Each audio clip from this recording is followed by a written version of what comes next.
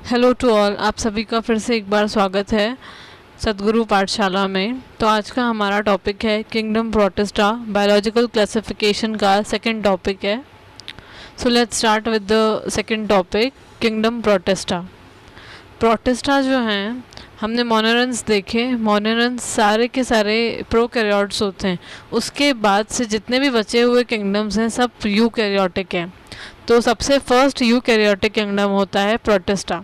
Eukaryotic होने का मतलब है कि उस ऑर्गेनिज्म के सेल में जो न्यूक्लियस होगा वो वेल डिफाइंड होगा, और उस ऑर्गेनेली के सेल में मेम्ब्रेन बाउंड सेल ऑर्गेनेलीज भी प्रेजेंट होंगे। यही तो मतलब होता है यूकैरियोट्स का। फिर उसके बाद जो यूकैरियोट्स होते हैं, जो प्रोटिस्टास होते हैं, ये सिंगल सेल ऑर्गेनिजम्स होते हैं।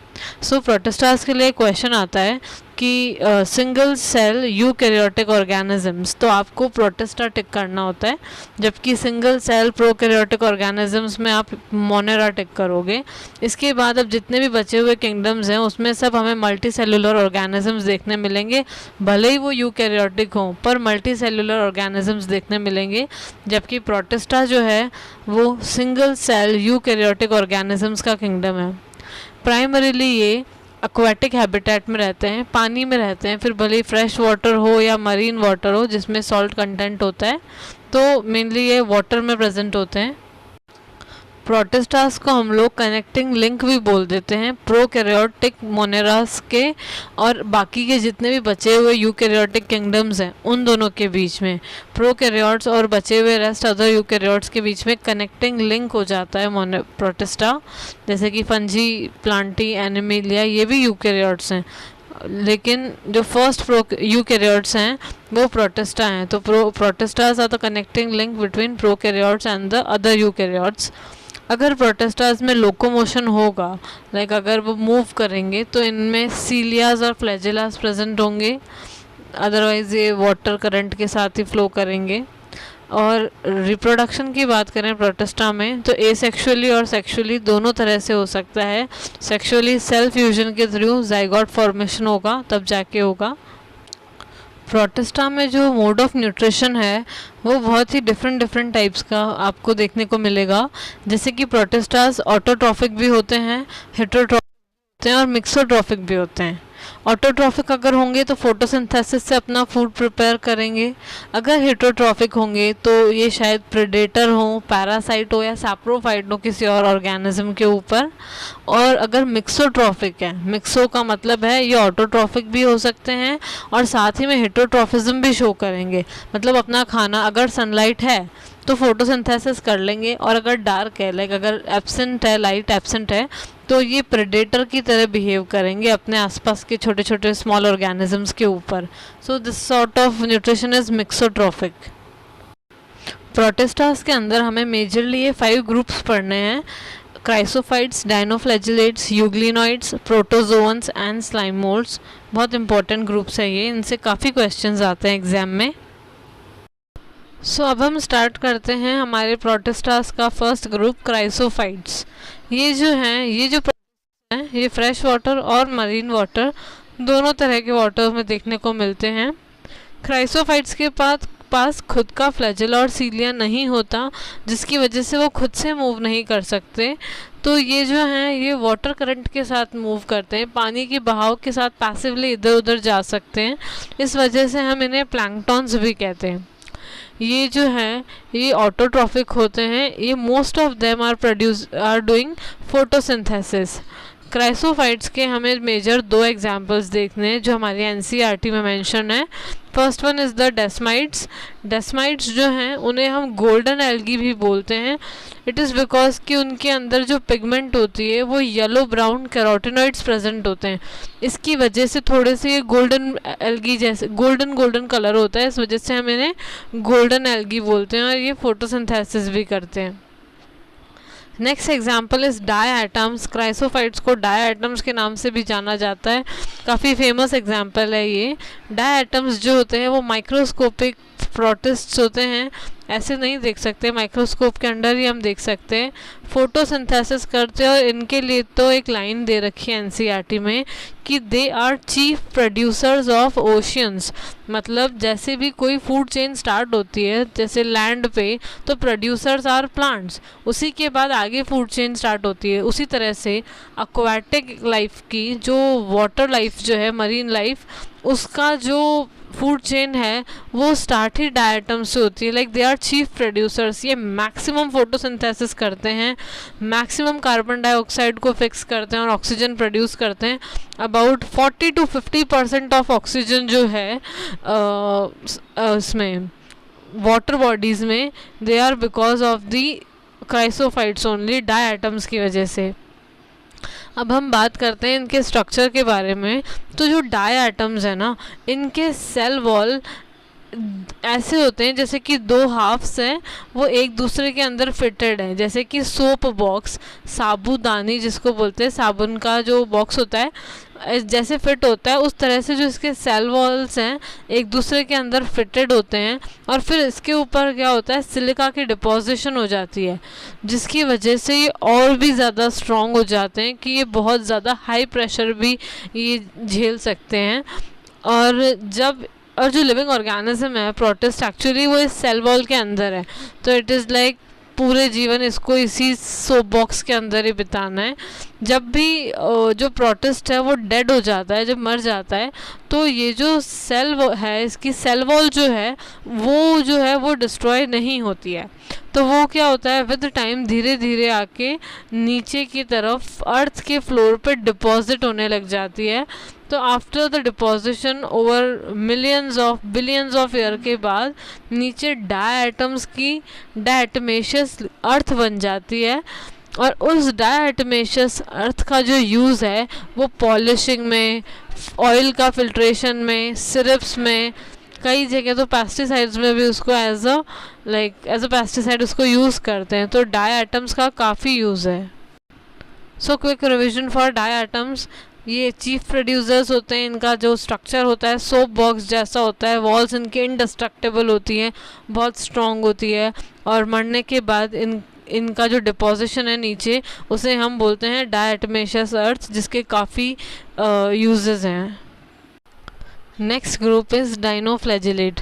ये भी एक्वाटिक होते हैं, मरीन फ्रेश वाटर दोनों में देखने मिलते हैं, बट मोस्टली ज़्यादा हमें मरीन वाटर में देखने को मिलते हैं। ये भी फोटोसिंथेसिस करते हैं।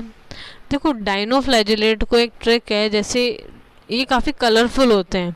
तो जैसे डाइनोफ्लैजिलेट का जो फर्स्ट वर्ड है डाई का मतलब कलर करना, जैसे कि क्लोथ्स में अलग अलग तरह के जो कलर्स होते हैं वो डाइस की वजह से होते हैं। तो डाई शब्द कलर से जुड़ जाएगा, उससे हम ये पता कर सकते हैं, मतलब ये पॉइंट याद कर सकते हैं कि जो डाइनोफ्लैजिलेट्स हैं वो काफ़ी डिफरेंट कलर्स के होते हैं, जैसे yellow, green, brown, blue, red. ये इसलिए होता है क्योंकि ऑर्गेनिजम्स के बॉडी पे काफ़ी अलग अलग तरह के पिगमेंट्स प्रेजेंट होते हैं। जैसे अगर किसी में क्लोरोफिल है तो वो ग्रीन दिखेगा, उसी तरह से अलग अलग पिगमेंट्स की वजह से ये जो डाइनोफ्लैजिलेट्स हैं वो अलग अलग कलर के दिखते हैं। फिर आता है इनकी सेल वॉल जो होती है वो एक स्टिफ सेल्यूलोज प्लेट की बनी होती है। ये सेम वैसे ही है जैसे कि कोई सोल्जर है जब जंग लड़ने जाता है तो वो अपने अराउंड आर्मर का यूज़ करता है, जिसको हिंदी में हम कवच बोलते हैं।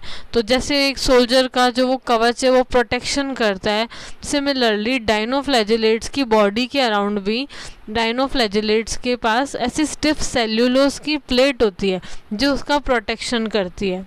ठीक है, अब इसमें दो फ्लैजिलास प्रेजेंट होते हैं। फ्लैजिलास हैं दैट मीन्स लोकोमोशन में हेल्प करेंगे।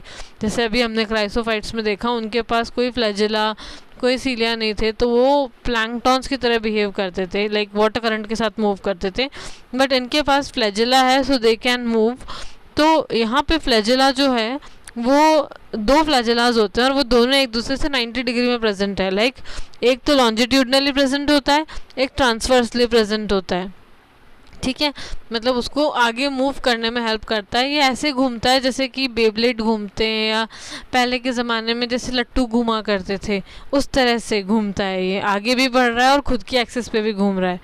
ठीक है, फिर जैसे अभी हमने पढ़ा कि अलग अलग कलर के डायनोफ्लैजिलेट्स होते हैं, तो उसमें से एक जो बहुत फेमस वाला जो डायनोफ्लैजिलेट है वो है गोनियोलेक्स। गोनियोलेक्स जो है वो रेड डायनोफ्लैजिलेट है। और कभी के बार क्या होता है, गोनियोलेक्स इतने ज़्यादा रैपिड मल्टीप्लिकेशन कर लेते हैं, इतनी ज़्यादा सेल ग्रोथ कर लेते हैं, जिसकी वजह से जिस वाटर बॉडी में वो प्रेजेंट होते हैं, मान लो किसी भी सी में अगर जहाँ पे ये डायनोफ्लैजिलेट्स प्रेजेंट है और वहाँ पे उन्होंने बहुत ज़्यादा मल्टीप्लिकेशन किया है, तो वो सी आपको बिल्कुल रेड दिखेगी। तो जिसकी वजह से कहते हैं कि red tides in sea are due to Gonyaulax. और जो ये गोनियोलेक्स होते हैं ये रेड डायनोफ्लैजिलेट्स होते हैं, और ये साथ साथ ये टॉक्सिन्स भी रिलीज़ करते हैं, तो ये नुकसान भी पहुंचाते हैं। तो देखो इससे एक आता है कि जिस सी में ये रेड डायनोफ्लैजिलेट्स का नंबर ज़्यादा है, तो उसके आसपास जितने भी एक्वाटिक एनिमल्स हैं उनकी लाइफ खतरे में आ जाती है, और लाइक अल्टीमेटली वो मर जाते हैं, जैसे फिशेस और छोटे मोटे जितने भी एक्वाटिक एनिमल्स हैं।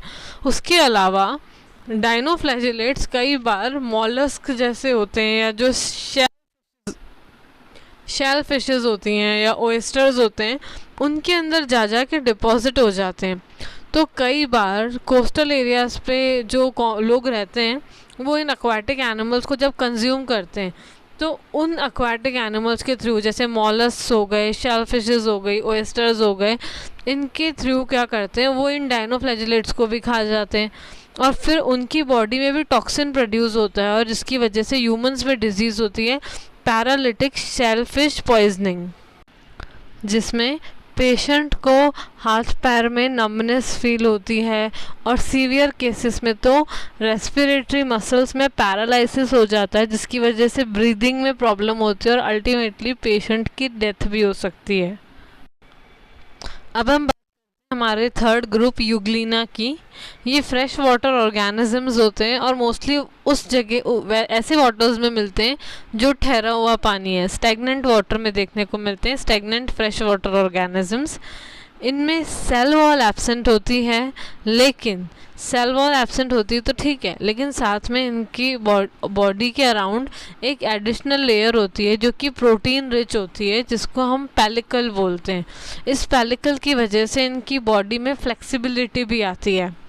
यूग्लिना में भी लोकोमोशन के लिए फ्लैजिलाज होते हैं। यूग्लिना में लोकोमोशन के लिए दो फ्लैजिलाज होते हैं, एक लॉन्ग फ्लैजिला, दूसरा शॉर्ट फ्लैजिला। इसके बाद देखो ये बहुत ही इंटरेस्टिंग ऑर्गेनिजम्स हैं। ये mixotrophic mode of nutrition show करते हैं। मिक्सोट्रॉफिक का मतलब है जब सनलाइट होती है तब तो ये फोटोसिंथेसिस करके autotrophic mode of nutrition show करते हैं, लेकिन जब सनलाइट एब्सेंट होती है, in the absence of light, ये हिटरोट्रॉफिक ऑर्गेनिजम्स की तरह बिहेव करते हैं और प्रेडेटर बन के अपने आसपास के छोटे छोटे ऑर्गेनिजम्स को खा जाते हैं। तो यूग्लिना के यही कुछ पॉइंट्स है, लाइक ये फ्रेश वाटर ऑर्गेनिजम्स है, स्टैग्नेंट वाटर में मिलते हैं, सेल वॉल इनमें एब्सेंट होती है, प्लस पेलिकल प्रेजेंट होता है। पेलिकल पे क्वेश्चन आता है कि एक प्रोटीन रिच लेयर है जिसकी वजह से जो यूग्लिना है वो फ्लेक्सिबल होता है। फ्लैजिलाज होते हैं for the locomotion, one is long other one is short. Chlorophyll होती है इसमें पिगमेंट, हाँ क्लोरोफिल पिगमेंट होती है जिसकी वजह से ये फोटोसिंथेसिस करते हैं और ये क्लोरोफिल पिगमेंट हायर प्लांट्स के रिजेंबल करती है। Fourth group is slime moulds. Slime means साबुन के झाग जैसा सा मोल्ड। ये जो मोल्ड शब्द है ये फंगस को रिप्रेजेंट करता है। इसको ऐसा नाम क्यों दिया है? देखिए जब हम इसको देखते हैं तो देखने में लगता है ऐसे साबुन के झाग जैसा सा कुछ ऑर्गेनिज्म है, साबुन का झाग लगता है, बट एक्चुअल में है ये ऑर्गेनिज्म। और मोल्ड इसलिए क्योंकि फंगस से रिजेंबल करता है, इसके कुछ जो बिहेवियर है वो फंगस जैसा है, क्योंकि इसका जो मोड ऑफ न्यूट्रिशन है वो सैप्रोफिटिक है, जैसा फंगस में होता है।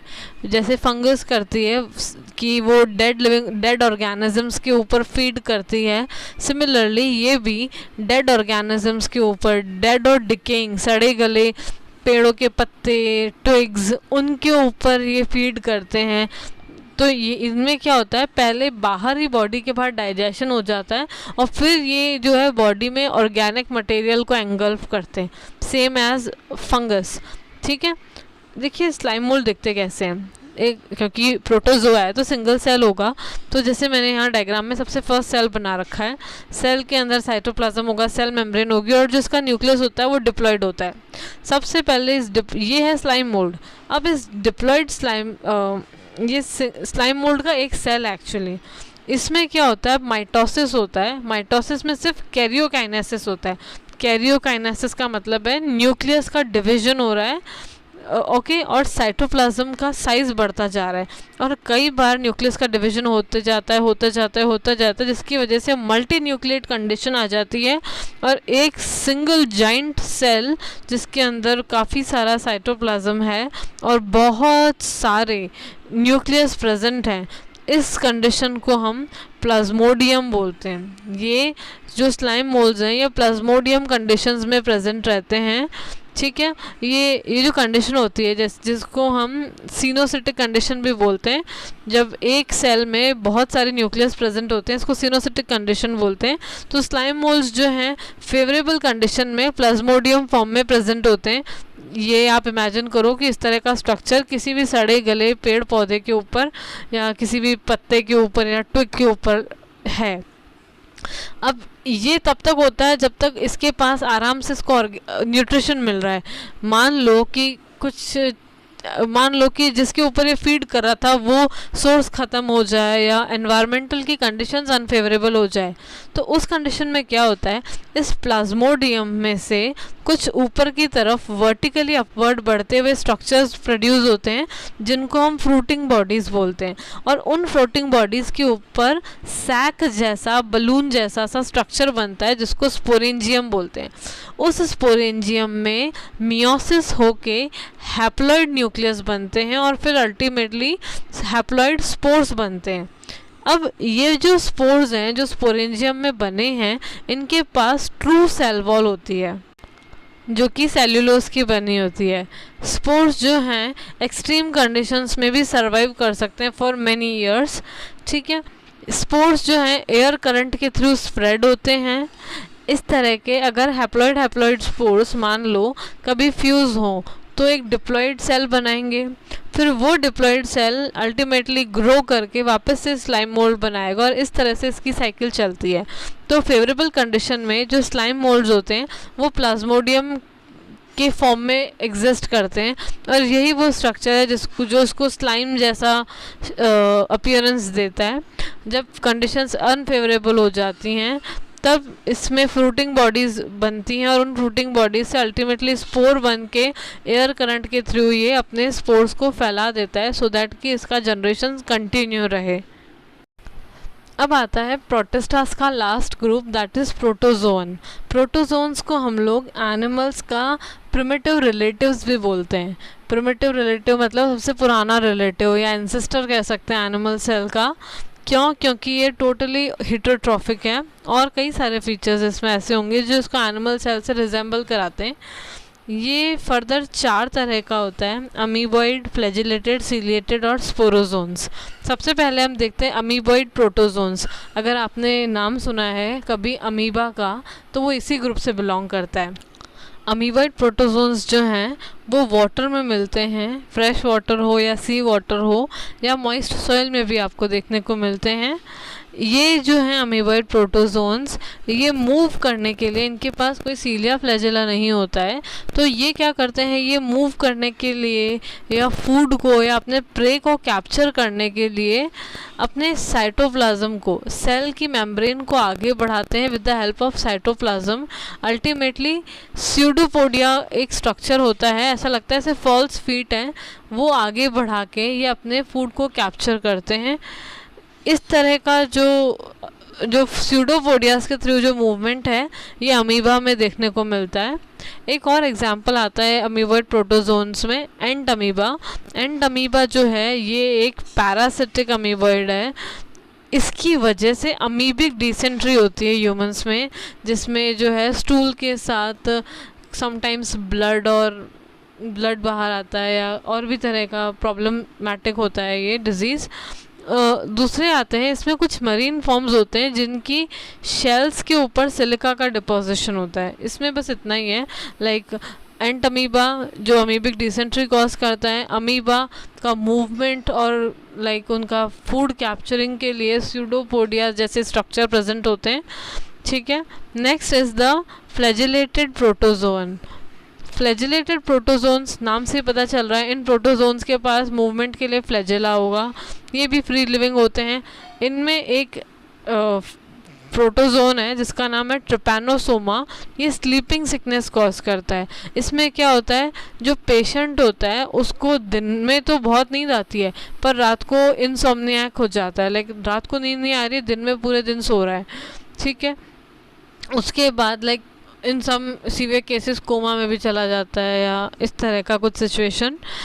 उसके बाद जो ट्रिपैनोसोमा जो प्रोटोजोन है, इसका कैरियर है एक इंसेक्ट जिसको सीसी फ्लाई बोलते हैं, ठीक है।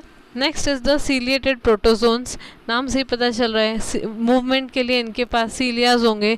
There are like about thousands of cilias एक ही ऑर्गेनिज्म के अराउंड, एक्वाटिक होते हैं ये, ठीक है। इनमें जो सीलिया है वो सिर्फ मूवमेंट में ही हेल्प नहीं करते बल्कि फूड का जो मूवमेंट है उसको भी डायरेक्ट करते हैं। लाइक जैसे कि पैरामीशियम है, उसमें बहुत सारे सीलियास प्रेजेंट होते हैं उसकी बॉडी के अराउंड, तो वो क्या करते हैं जब भी ये फूड को सेंस करता है ऑर्गेनिज्म, तो सीलियास जो है उस फूड का जो मूवमेंट है गलेट के तरफ कर देते हैं। गलेट एक ओपनिंग है जिसके थ्रू फूड जो है ऑर्गेनिज्म पैरामीशियम के अंदर जाता है, ठीक है। तो गलेट की तरफ फूड का मूवमेंट करना विद द हेल्प ऑफ सीलिया, ये इसके बारे में है। दूसरा last one is the sporozoans. Sporozoans नाम से पता चल रहा है ये स्पोर जैसे स्ट्रक्चर्स होंगे, लेकिन ये इन्फेक्शियस स्पोर्स हैं, ये डिजीज कॉजिंग स्पोर्स हैं। इसका जो सबसे फेमस एग्जाम्पल है वो है नटोरियस प्लाज्मोडियम। ये जो प्लाज्मोडियम है इसकी वजह से ह्यूमंस में मलेरिया होता है, ठीक है। और ये मलेरिया जो है ह्यूमन की पॉपुलेशन को काफ़ी इफ़ेक्ट करता है। इसका कैरियर अगर पूछें कि लाइक हम मोस्टली कह देते हैं कि मलेरिया मच्छर के काटने से हुआ, नहीं, मलेरिया मच्छर के काटने से नहीं होता, मलेरिया प्लाज्मोडियम की वजह से होता है जो कि एक प्रोटोजोन है। बट उस प्लाज्मोडियम का जो कैरियर है वो होती है फीमेल एनाफिलस मस्कीटो, इस वजह से हम कहते हैं कि भाई मलेरिया मच्छर के काटने से होता है, ठीक है। सो विद दिस हमारा प्रोटिस्टा वाला पार्ट भी कंप्लीट होता है। In the end thank you so much. अगर आपको इसके बाकी के किंगडम्स भी पढ़ने हैं तो वो भी सद्गुरु पाठशाला के चैनल पे अवेलेबल हैं। Thank you so much.